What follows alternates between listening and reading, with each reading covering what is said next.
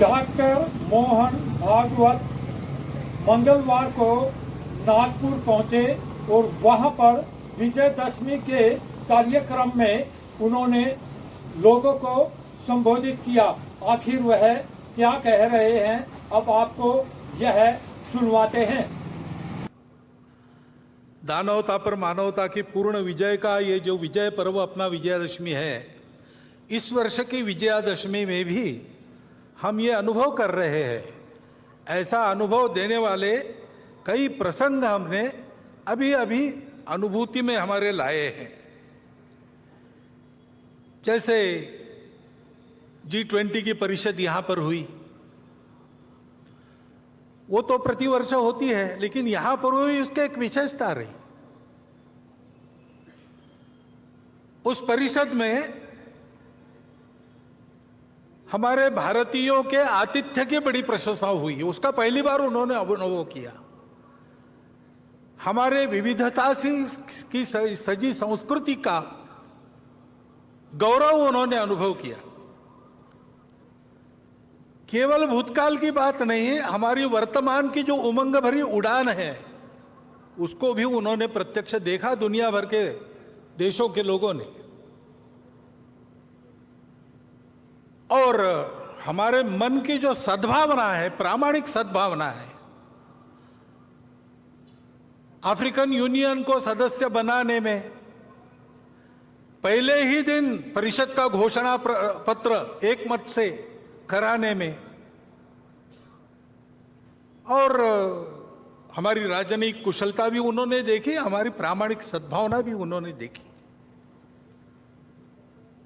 विशेषकर आर्थिक विषयों पर केंद्रित जो परिषद होती थी, उसमें पहली बार वसुधैव कुटुंबकम की बात कही गई। महिलाओं के उन्नति की, महिलाओं के नेतृत्व की बात कही गई, और वो मानव केंद्रित बात हो गई। उसमें करुणा के ग्लोबलाइजेशन की बात भी यहां जो C20 हुआ था वहां रखी गई थी। ऐसा एक प्रसंग हमको एक झलक देके गया कि हमारा स्थान आज दुनिया में क्या बना है। हमारे नेतृत्व के कारण भारत का एक विशिष्ट स्थान दुनिया के अग्रणी देशों में बन गया। इसको हमने अनुभव किया। ऐसा अभिनंदनीय कार्य हमारे सामने हुआ है। और केवल उसी इसमें नहीं, हमारे खिलाड़ी भी इस बार आशियाई खेल हुए। 100 से अधिक, इस भाषण को लिखते तक 107 पदक, 28 स्वर्ण, रौप्य पदक 38 और 41 कांस्य हमारे खिलाड़ियों ने जीते। हमारा देश सब क्षेत्रों में आगे बढ़ रहा है, ये हम देख रहे हैं। आर्थिक स्थिति भी हमारी, हम 5वें नंबर पर 10वें से ऊपर उठकर आ गए इकोनॉमी। डिजिटल टेक्नोलॉजी का हमने उपयोग किया गरीबों के कल्याण में। सारी योजनाएं नीचे तक पहुंची, उसके लाभ, ये सारी बातें हमने की। स्टार्टअप्स की क्रांति जैसे हो गई सभी क्षेत्रों में, केवल टेक्नोलॉजी में नहीं, कृषि हो, स्पेस हो, डिफेंस हो, सर्वत्र यह प्रगति भी हमने देखी है। और इसलिए हमको बड़ा आनंद लगता है कि हाँ, आगे बढ़ रहे हैं। और केवल भौतिक बातों में नहीं, राष्ट्र का पुरुषार्थ उस राष्ट्र की अपनी धरोहर के आधार पर अपने वैश्विक प्रयोजन के सिद्ध करने वाले आदर्शों के आधार पर होती है। उनको हम देखते, उनका अनुकरण करते, तब आगे बढ़ते। हमारे संविधान के पृष्ठ पर जिनका चित्र है वो हमारे राष्ट्रीय आदर्श, भगवान राम, उनके बाल स्वरूप का रामलला का मंदिर अयोध्या में बनने जा रहा है। अपने मंदिर में रामलला प्रवेश करने वाले हैं 22 जनवरी को। यह प्रसंग हम देखने वाले हैं।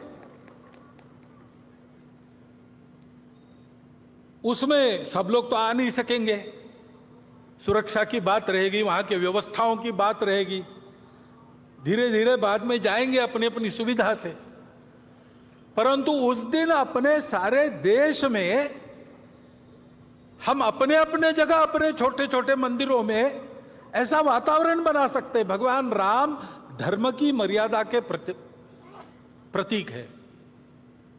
समाज में सब लोगों को अपनाने वाले भगवान राम थे। भगवान राम करुणा के प्रतीक है। इन सब बातों को ध्यान में रखते हुए ऐसा आत्मीयता का, सर्वसमावेशकता का, समरसता का, प्रेम का, स्नेह का वातावरण, धार्मिकता का वातावरण सर्व देश में बने, ऐसे छोटे छोटे कार्यक्रम अपने जगह पर तो हम कर ही सकते हैं, परंतु ये सारे प्रसंग भारत का एक अमृत काल देखने का सौभाग्य हम सबको मिला है।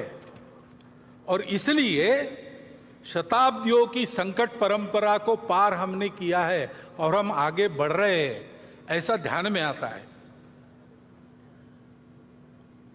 हमने सदाचार अहिंसा की शिक्षा देने वाले भगवान महावीर जी का 2550वां वर्ष हम संपन्न कर रहे हैं।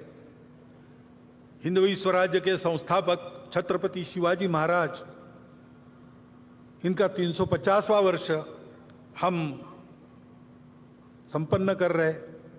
महर्षि दयानंद सरस्वती, जिन्होंने अंग्रेजों के गुलामी से मुक्त होने के लिए, योग्य बनने के लिए हमको फिर से अपने मूल की ओर खींचा और उसकी स्पष्ट और यथार्थ कल्पना दी, रूढ़ी कुरीतियों को बाजू रखकर वास्तविक अर्थ क्या है वो बताया। उनका 200वां वर्ष हम संपन्न कर रहे। ऐसे ही रानी दुर्गावती, भारतीय महिलाओं की शक्ति, उद्यम, साहस, धैर्य, बुद्धि, शक्ति, पराक्रम, प्रशासकीय कुशलता, प्रजाहित दक्षता, इसका परिचय देने वाली, उनका 500वां वर्ष। और साथ साथ भक्ति का परिचय देने वाली संत मीराबाई, इनका 550वां वर्ष। ये अभी हम संपन्न करने वाले हैं, आगे उनका वर्ष है। ऐसे ही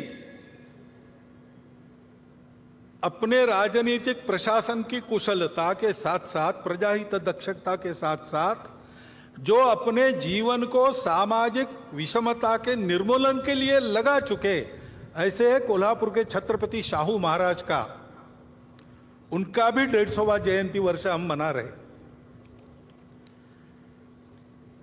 अभी अभी हमने संपन्न किया, तमिलनाडु में एक संत हो गए, वल्ललार जी, श्री रामलिंगम वल्ललार जी। उन्होंने अपने जवानी से ही स्वतंत्रता की अलग समाज में जगाना प्रारंभ किया। उन्होंने कहा कि हमारे देश में जो दरिद्रता दिख रही, भूखे लोग दिख रहे, वो अंग्रेजों के गुलामी के प्रतीक है और उसका उपाय मैं करूंगा। तो उन्होंने पहले अन्नदान प्रारंभ किया। उस समय तमिलनाडु में जो चूल्हा उन्होंने अन्नदान के लिए जलाया, वो आज भी जल रहा है और वहां अन्नदान कार्यक्रम चल रहा है। आध्यात्मिक सांस्कृतिक जागृति के आधार पर सामाजिक समता और स्वतंत्रता का संदेश देने वाले वल्ललार जी की भी 200वां वर्ष अभी संपन्न हुआ, अक्टूबर में पूरा किया।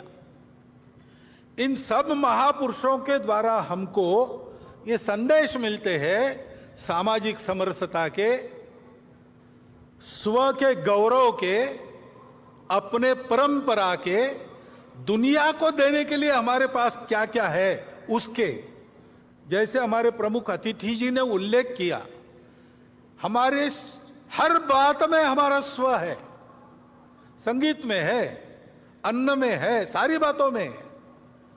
उसको दुनिया को देने का समय आ गया है और इसलिए उस स्व का गौरव धारण करके, स्व के आधार पर देश का एक यशस्वी जीवन खड़ा करके बताना संपूर्ण दुनिया को, ये हमारा कर्तव्य बनता है। खास बात यह है कि डॉक्टर मोहन भागवत ने विशेष रूप से रामलला श्री राम मंदिर के उद्घाटन की तिथि का भी जिक्र किया और बताया कि उस दिन भीड़ लगने वाली है और प्रोटोकॉल भी रहने वाला है। देश के हर नागरिक को अपने घर गांव में रामलला के मंदिरों में वैसा ही माहौल जरूर बनाना चाहिए। राजेश खत्री, नागपुर, महाराष्ट्र।